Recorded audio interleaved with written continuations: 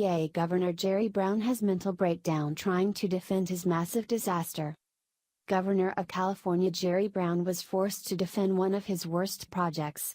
Speaking to a crowded room, he proved why he is out of touch with his own state as he had a mental breakdown, trying to defend the massive disaster he created. California has had a couple of bad years. Much of it the leadership's fault. They suffered through years of drought because they failed to build needed reservoirs. Then, the rains came, bringing massive flooding and damage to neglected infrastructure.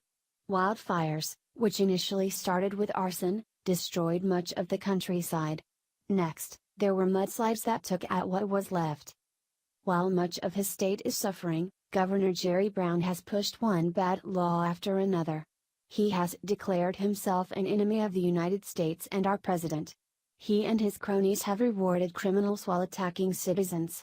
He spends money protecting illegal aliens, while California's cities crumble to dust. Yet, he doesn't change his ways. Instead, he's pushing for an idiotic high-speed rail that will cost the state a fortune. Numerous people have criticized this terrible project. But, in a recent speech, the governor told the world just what he thought of those critics.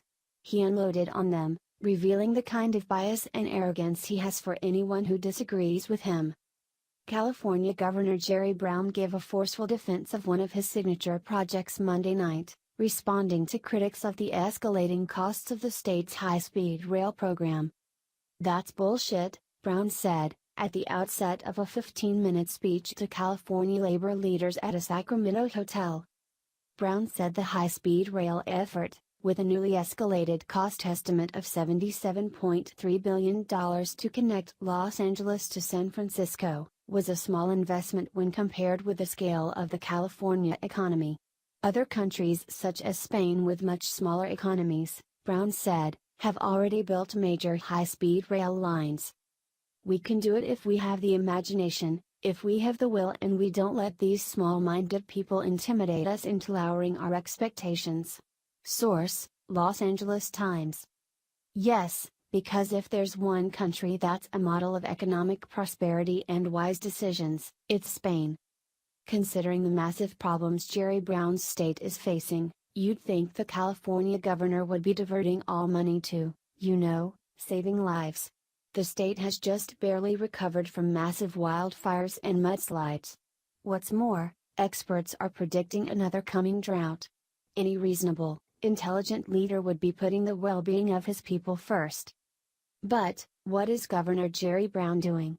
He's pushing for an extremely expensive and unneeded rail project. Why?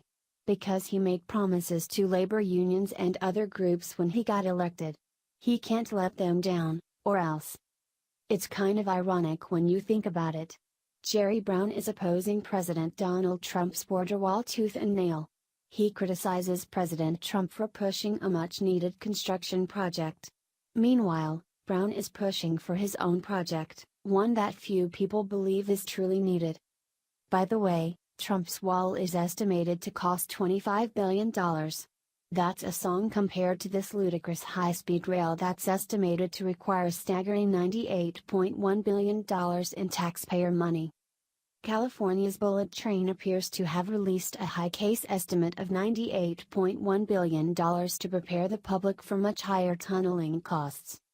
Breitbart News reported on March 9 that the California High-Speed Rail Authority's, CHSR, new Chief Program Officer, Roy Hill, had issued a 114-page 2018 draft budget with a base case cost to build the 500-mile bullet train that had more than doubled to $77.3 billion, or $155 million per mile.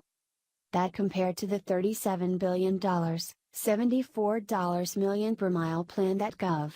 Schwarzenegger and other advocates claimed when they convinced voters to pass Proposition 1A in 2008. Source: Breitbart. Jerry Brown defends his expensive project by insulting his critics. As usual, he resorts to name-calling to push his cause, much like the rest of the left. He calls people being responsible small-minded. That's right, according to Brown, if you don't want to see California crippled with debt, you are small-minded. But, This is the same man who called Trump supporters cavemen, so we shouldn't be surprised. This is the same guy who defends illegal aliens while bullying tax-paying citizens. He's a leader who wants to spend upwards of $98 billion to build a pointless high-speed rail, instead of investing in needed infrastructure. Someone's small mind, all right. But it isn't his rivals.